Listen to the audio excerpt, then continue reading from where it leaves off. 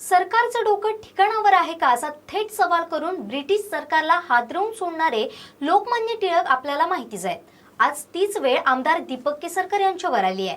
याला पहिलं कारण म्हणजे सरकारनं सिंधुदुर्ग जिल्ह्याचा 240 कोटींचा विकास आराखडा कमी करून तो 140 कोटींचा केला आणि दुसरं कारण म्हणजे मच्छीमार आणि शेतकऱ्यांसाठी जीवनदायिनी ठरलेली चांदा ते बांदा योजना बंद केली. याबाबत कोकणात तीव्र संताप व्यक्त होतोय. म्हणूनच आज सरकारमधले आमदार असताना देखील दीपक केसरकर यांनी थेट सभागृहात सरकारच्या विरोधात बोलण्याची हिंमत दाखवली आहे. माझी एकच विनंती आहे, अर्थ राज्यमंत्र्यांना सुद्धा आहे की मी 5 वर्ष अर्थ राज्यमंत्री होतो संपवायची आणि त्याच्यामुळे नाही. सभापती महोदय, अध्यक्ष महोदय, मला एवढंच सांगायचं आहे की प्रत्येक वेळेला पैशाने प्रत्येक गोष्ट होते असं नाही. आज आपण कोकणाला पैसे द्यायचे ठरवले तर कोकणामध्ये किती अधिकारी आहेत याची आपण चौकशी करा. महाराष्ट्रामधले सगळ्यात कमी अधिकारी हे सिंधुदुर्ग आणि रत्नागिरीमध्ये आहेत. ज्यावेळेला आदरणीय मुख्यमंत्री महोदय सिंधुदुर्ग आणि रत्नागिरीची त्यांनी बैठक घेतली त्यावेळेला आमची पहिली मागणी अशी होती की चक्राकार पद्धतीचा ऍक्ट आपण आणला, त्याच्यामध्ये आपण विदर्भ आणि मराठवाडा घातला, परंतु कोकणामधले हे जिल्हे. अध्यक्ष महोदय, माझी विनंती आहे की आपण सुद्धा जर आपण कोकणातले आहात, थोडंसं आपण सगळ्यांनी मिळून ठरवलं तर हे होऊ शकतं. आणि म्हणून माझे एवढंच मी मुद्दे फक्त मांडतो अध्यक्ष महोदय, परंतु मुद्दे महत्त्वाचे आहेत की माझी पहिली मागणी आहे आणि मुख्यमंत्री महोदयांनी जाहीर करावं की चक्राकार पद्धतीमध्ये सिंधुदुर्ग आणि रत्नागिरी या 2 जिल्ह्याचा समावेश झाला पाहिजे. मग आमचे निम्मे प्रश्न सुटतील. कारण आज आमच्याकडे जर PWDचे रस्ते करायचे असतील तर 1 एक्झिक्युटिव्ह आणि 1 डेप्युटी इंजिनियर अशी परिस्थिती आहे. म्हणजे जिथं 7 डेप्युटी इंजिनियर पाहिजे तिथं 1 डेप्युटी इंजिनियर ही आमची परिस्थिती आहे. मत्स्य खात्याचा आमच्याकडे जेवढे अधिकारी पाहिजेत तेवढे अधिकारी नाहीत, त्यामुळे पैसे किती दिले तरी कोकणाचा प्रश्न सुटणार नाही आहे. पहिला आपल्याला हा निर्णय घ्यायला लागेल की आपण चक्राकार पद्धत ही सिंधुदुर्ग आणि रत्नागिरीला लागू करावी. दुसरी गोष्ट अशी आहे की ज्याचा उल्लेख आता मंत्री महोदयांनी केला की ते स्वतः MTDCला डायरेक्टर, मी आपल्याला सांगू इच्छितो की मी 100 कोटीपेक्षा जास्त रक्कम दिलेली होती MTDCकडे. 10 कोटी रुपयेचा खर्च होऊ शकले नाहीत. का होऊ शकले नाहीत ह्याला शेवटी अधिकाऱ्यांना ह्याचा जाब कधीतरी विचारायला लागतो. आता मला मायकर साहेबांनी म्हटलं की 240 कोटी सिंधुदुर्ग जिल्ह्याला का, तर मी आपल्याला सांगू इच्छितो की हा भारतातला पहिला पर्यटन जिल्हा आहे. याला पर्यटनाचा आराखडा आहे. इथं एकही पॉल्युशन मेकिंग इंडस्ट्री अलाव नाही आहे. इतर महाराष्ट्रातली लोक 1.5 गुंठे जागेवर आपला बंगला बांधू शकतात. सिंधुदुर्ग जिल्ह्यामध्ये जर बंगला बांधायचा असेल तर 5 गुंठे मिनिमम जागा तुम्हाला लागते. त्याचे झोनिंग केलेलं आहे. अतिशय कडक असे नियम सिंधुदुर्गला आहेत. आणि अशा परिस्थितीमध्ये याचं कॉम्पेन्सेशन म्हणून थोडेसे अधिकचे पैसे हे त्या जिल्ह्याला दिले म्हणजे फार मोठं गुन्हा केला असं नाही. किती पैसे, मला अर्थमंत्री महोदयांना विचारायचं की 240 कोटीवरून तुम्ही 140 कोटीवर, नाही 1 मिनिट, तुमच्याबद्दल नाही बोलत आहे. या वर्षी DPCचा प्लान 240 कोटीवरून 140 कोटी रुपयावर तुम्ही नेला. मग ह्याचा अर्थ तुम्ही कोकणाबद्दल किती प्रेम आहे हे दिसतं त्याच्यामधून. ते त्यांच्याबद्दल मला अतिशय मान आहे. परंतु तुम्ही ज्याला अर्थमंत्री होता त्याला कधी तुम्ही पुण्याचे पैसे वाढवले म्हणून आम्ही तक्रार नाही केलेली. परंतु आम्हाला जर काहीच मिळत नसेल आणि आमचा प्लान जर 240 कोटीचा आहे तर त्याचं फार मोठं ऑब्जेक्शन घेण्याचं कारण नाही. कारण सगळ्या महाराष्ट्राला आंबा आम्ही देतो. आंब्याला जे पैसे जातात फलोद्यानासाठी आमच्या DPC मधून जातात. आमच्या बंदरासाठी आम्हाला राज्याच्या बजेटमधून पैसे मिळत नाही, आम्ही DPC मधून आमचे पैसे देतो. आमच्या पर्यटनाला पैसे राज्यामधून आम्हाला मिळत नाही, आम्ही आमच्या DPC मधून देत होतो. ज्या योजना, जी चांदा ते बांदा योजना आपण ज्याचा उल्लेख केला, ज्याला भारताच्या नीती आयोगाची बैठक झाली, नीती आयोगाच्या अध्यक्षांनी सांगितलेलं आहे की अत्यंत उत्कृष्ट योजना आहे म्हणून, आणि हेच आमचे प्लॅनिंग डिपार्टमेंटचे खालचे अधिकारी ती योजना कशी बंद होईल याच्यासाठी प्रयत्न करतात. अध्यक्ष महाराज, मी आपल्याला एवढ्यासाठी वेळ मागून घेतला की आपण समजलं पाहिजे की शेतकऱ्यांसाठी, मच्छीमारांसाठी काय काय केलं पाहिजे. आता जो पहिल्यांदा प्रश्न निकम साहेबांनी मांडला त्याच्यामध्ये नुकसानीबद्दल म्हटलेलं आहे. वेस्टर्न महाराष्ट्रामध्ये पूर आला, कोल्हापूरला महाप्रलय होता, पण त्याच वेळेला सिंधुदुर्ग जिल्हा सुद्धा पाण्याखाली होता. तिलारीच्या पाण्यातले जे खोऱ्यातली लोक आहेत 7-7 दिवस ती त्या ठिकाणी होती. NDRFची टीम ही 3 दिवस सिंधुदुर्ग जिल्ह्यामध्ये पोहोचू शकली नाही. गोव्यातून आम्हाला पथकं आणायला लागली. त्यावेळेला मी पैसे दिले की NDRF सारखी तुम्ही इथं योजना तयार करा. पैसे दिले. फायनान्स डिपार्टमेंटने अजून वाहन खरेदीची परवानगी दिलेली नाहीये. पैसे डीपीसीचे कोकणावर एवढा अन्याय की तुम्ही 3 दिवस एनडीआरएफ तिथं पोहोचू शकत नाही, पण तुम्ही तिथं स्वतंत्र हे करायला देणार नाही. ही जी एक अधिकाऱ्यांच्या मधली वृत्ती आहे ही कधीतरी मोडून काढली पाहिजे. ते जबाबदार आहेत की नाही, त्या 3 दिवसामध्ये किती लोक मेली त्या लोकांपर्यंत मदत जाऊ शकली नाही, तिथली मुलं उपाशी राहिली. 3 दिवसानंतर एनडीआरएफची टीम येते आणि गोवा राज्य आपली टीम आपल्याकडे पाठवतं. त्यांच्याकडे पूर आलेला होता पण आपल्याकडे पाठवली. मग तुम्ही तिथली परवानगी रोखून धरणार का, हा मुळात प्रश्न आहे. तिलारीचं पाणी सोडलं, नदीने पूर्ण आपला प्रवाह बदलला, हजारो एकर जमीन वाहून गेली. अध्यक्ष महोदय, काय केलं की आम्ही आमच्याकडे आमच्या डीपीसी मधून पोकलेन घेतलेला होता. हे जे अधिकारी आहेत पाटबंधाऱ्याचे, त्यांना सांगितलं की हा आमचा पोकलेन घ्या, तुम्ही लोकांना पूर्ववत त्यांची जमीन करून द्या, स्वतः तरी ते त्याच्यावर झाडं लावतील. त्यांची झाडं जी वाहून गेली, शेकडो कोटी रुपये त्याची किंमत आहे. काही नाही झालेलं. आजपर्यंत त्या नदीचे प्रवाह बदललेले नाही आहेत, त्या एक्झिक्युटिव्ह इंजिनियर ऍक्शन झालेली नाही आहे. म्हणून केवळ निधी देऊन कोकणाचा विकास होईल असं नाही, तुम्हाला कोकणाकडे लक्ष द्यायला लागेल. या लोकांनी काय करायचं, त्या लोकांनी आत्महत्या करायची का? त्यांच्या केळीच्या बागा वाहून गेल्या. आपण स्वतः जळगाव जिल्ह्यातले आहात, आपल्याला माहिती आहे का केळीच्या बागेची काय किंमत असते. आणि म्हणून हे जर घडत असेल तर मग ह्या जिल्ह्यावर आणि ह्या कोकणावर वेगळं लक्ष देण्याची गरज आहे. पर्यटनाच्या बद्दल आपण बोलतो, मालदीव सारखा छोटासा देश आहे, केवढा आहे तो, आमची जी भौगोलिक हे आहे त्याच्यापेक्षा 1/5 त्याची एरिया आहे.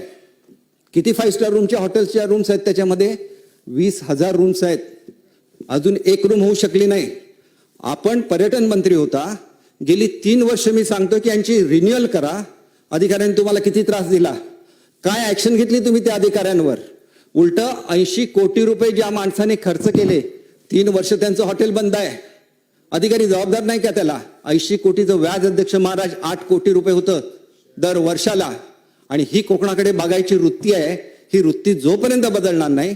मी आपल्याकडे आलो, मी मुख्यमंत्री महोदयांकडे सुद्धा गेलो, मुख्यमंत्री महोदयांनी आपल्याला स्वतः फोन केला. काय झालं, आजही त्यांचं अग्रीमेंट झालेलं नाही. मला आदित्य साहेबांचं कौतुक करायचं आहे, एका दिवसामध्ये त्यांनी कॅबिनेट समोर आणलेलं आहे. अधिकाऱ्यांना सांगितलं की उद्याचे रिपोर्ट तयार झाले पाहिजेत आणि हे झालं पाहिजे. तर अध्यक्ष महोदय, प्रत्येक गोष्टीला पैसे नाही लागत.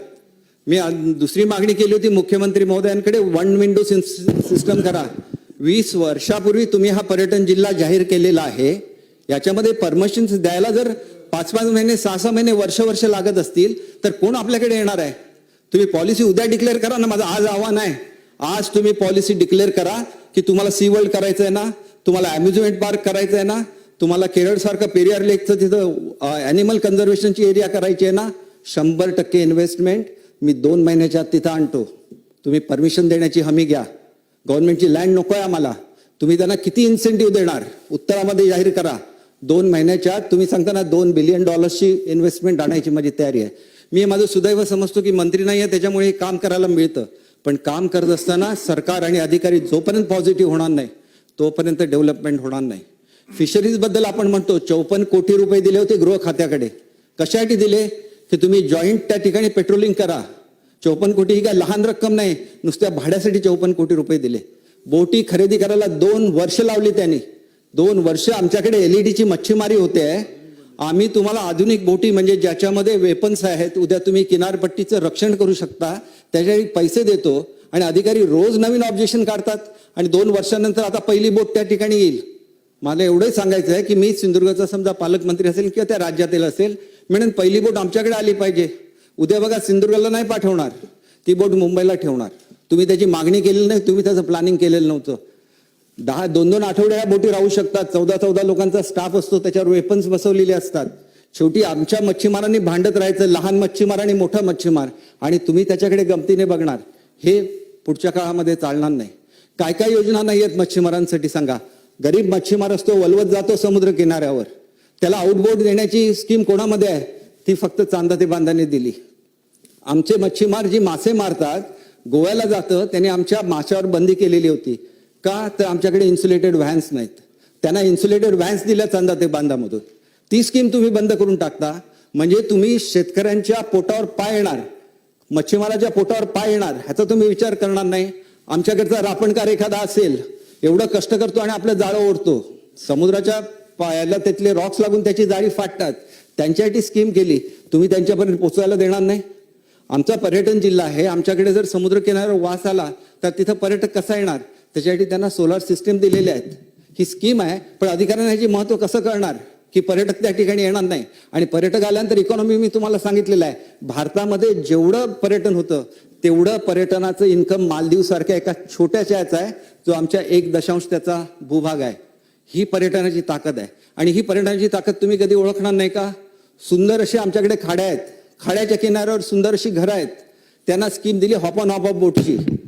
ती स्कीम मंजूर करायला 2-2 वर्ष लावली. आणि आता ज्या वेळेला लोकांना त्या स्कीमवर आम्ही सबसिडी डिक्लेअर केली, त्यावेळेला तुम्ही ती स्कीम बंद करून टाकता. म्हणजे आम्ही 2-2 वर्ष 3-3 वर्ष जर GR निघायला लागत असतील आणि त्यांच्याकडे ज्यावेळेला हे हॉप ऑन हॉप ऑफ बोट पोचणार, त्यावेळेला खेड्यातला जो मनुष्य असणार, जो खाडीच्या किनाऱ्यावर राहतो, त्याच्या सुंदर घरामध्ये पर्यटक राहायला येणार. त्यांना सबसिडी डिक्लेअर केलेली आहे. 4 रूम्सचं एक छोटंसं जर आपण एका कुटुंबाला दिलं तर, आणि त्यांना शिकवलं की कशा रीतीने आंतरराष्ट्रीय पर्यटकाला तुम्ही ट्रीट करा. मी आपल्याला एक त्याचं उदाहरण म्हणून सांगतो. आमच्याकडे एक कोको शांबाला नावाचं एक हॉटेल आहे. 4 रूम्स आहेत, फक्त 60,000 रुपये एकेका रूमचा रेट आहे. तरी पण वर्षभर ते फुल असतं. ही आमच्या निसर्गाची किमया आहे. पण आपण जर असं राहिलो की आम्ही तुम्हाला काही देणारच नाही. इथं मंत्री महोदय आहे, त्यांना सांगितलं की कोकणातली माणसं आपली जमीन विकायला तयार नसतात, पण लीजवर द्यायला तयार असतात, रेव्हेन्यू शेअरिंगवर द्यायला तयार असतात. तुम्ही एक पॉलिसी बनवा, लँड पॉलिसी. अध्यक्ष महोदय, अधिकाऱ्यांनी गेल्या 4 वर्षामध्ये ही लँड पॉलिसी बनवलेली नाही आहे. पैसे खर्च नाही करत आहेत. आमच्या जिल्ह्याची स्ट्रेंथ आमचा आंबा असेल तर मग आंब्याला, ज्याचा उल्लेख वायकर साहेबांनी केला, त्याला एक्सरे मशीन्स आता अवेलेबल असतात. साका असलेला आंबा ओळखता येतो. हॉट ट्रीटमेंट द्यायला लागते युरोपमध्ये आंबा देण्यापूर्वी. सगळे पैसे कृषी विद्यापीठाला आम्ही दिलेले आहेत. कशातून दिले? चांदा ते बांधामधून दिले. आमच्याकडे तुम्ही म्हणता की सागरी संशोधन झालं पाहिजे. मुंबई विद्यापीठाचं सागरी संशोधन केंद्र पूर्वी साहेब गोव्याला होतं.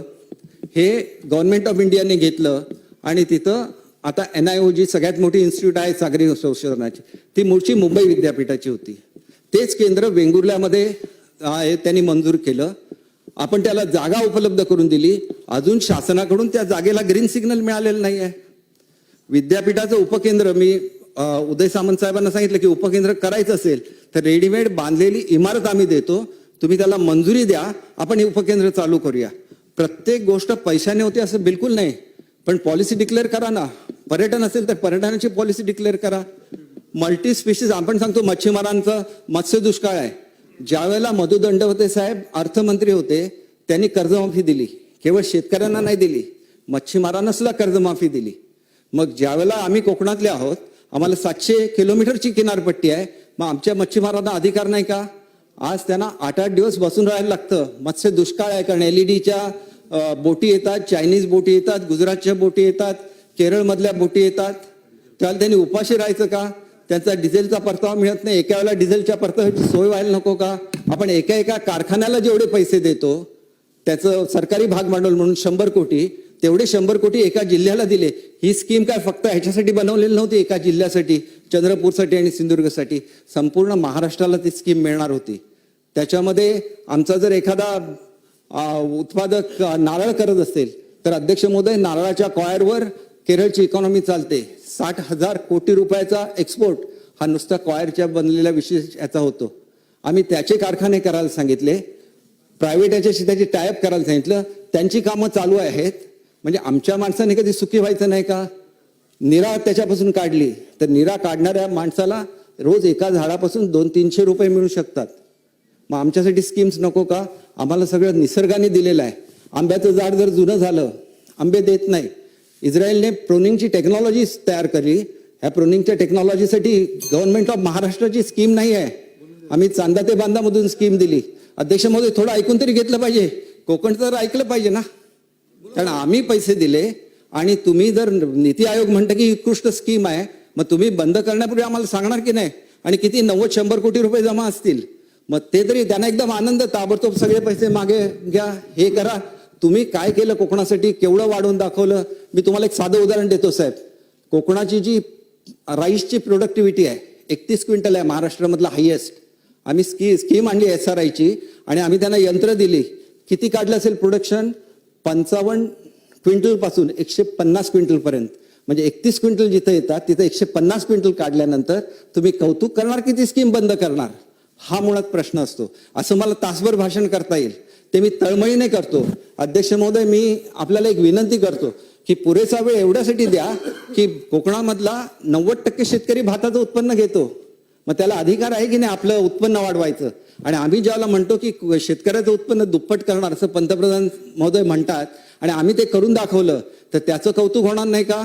ती स्कीम बंद होणार का? हा मुळात प्रश्न आहे. आणि कोकणी मनुष्य भांडत नाही, म्हणून मी काय सांगितलं की तुम्ही नुसतं डिक्लेअर करा की तुम्ही काय इन्सेंटिव्ह देणार आहे याच्या सागरी महामार्गासाठी. तुम्ही काय सागरी महामार्गासाठी नाही, म्हणजे आपल्या सी वर्ल्डसाठी सागरी महामार्गाचं डिक्लेरेशन झालं. मला कौतुक करायचंय की उपमुख्यमंत्री आणि मुख्यमंत्री महोदयाचं, तुम्ही सागरी महामार्ग दिल्यामुळे मोठ्या प्रमाणात पर्यटन तिथे येईल, परंतु पर्यटनाच्या पॉलिसीज तरी निश्चित केल्या पाहिजेत. मला आदित्य साहेबांचं कौतुक करायचं आहे की त्यांनी आल्याबरोबर, जसं तुमची तळमळ होती, परंतु आदित्य साहेबांनी आल्यापासून याचा एक ध्यास घेतलेला आहे. परंतु एक तरुण मनुष्य काम करत असताना आम्ही जे 90% काम केलेलं आहे की ज्याच्यामध्ये तुम्ही जर म्हटलं की हेल्थ टुरिझम, तर आमच्याकडे हेल्थ टुरिझमचा प्रोजेक्ट तयार आहे जो की म्हणून काम करू शकतो. तुम्ही जर म्हटलं की तुम्हाला ॲग्रो टुरिझम करायचं आहे, तर ॲग्रो टुरिझमचं आमचं सेंटर बांधून तयार आहे. हेल्थ टुरिझम करायचं असेल, हेल्थ टुरिझमचं सेंटर बांधून तयार आहे. परंतु आपण येणाऱ्या लोकांना काय देणार, हा मुळात प्रश्न आहे. आणि अध्यक्ष महोदय, आमचे प्रश्न काय आहेत की 42,000 हेक्टर जमीन वनसदृश्य म्हणून डिक्लेअर केली, त्याच्यावर निर्णय व्हायला नको, त्याच्यावर ॲफिडेव्हिट केंद्र शासनाकडे जायला नको. तुम्ही असेच लोकांच्या जमिनी, मग आमच्याकडे जमीन कुठे शिल्लक राहणार पर्यटनाचा विकास करायला? अनेक प्रश्न आहे अध्यक्ष महोदय. त्याच्यावर आपण काल करोनावर चर्चा केली. आमच्याकडे KDF नावाचा डिसीज आहे जो माकडांपासून होतो, तर वन खातं म्हणतं की माकडाला मारायचं नाही, माणसाने मेलं तरी चालेल.